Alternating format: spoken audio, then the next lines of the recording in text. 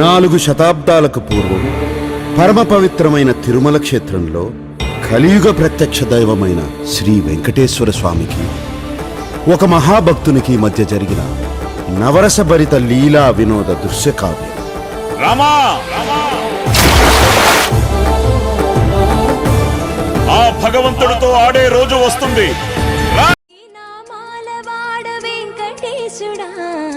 మూడు నామాల ముద్దు శ్రీనివాసుడా, నామాల వాడ వెంకటేశుడా, మూడు నామాల ముద్దు శ్రీనివాసుడా, కోటి కోటి దండాల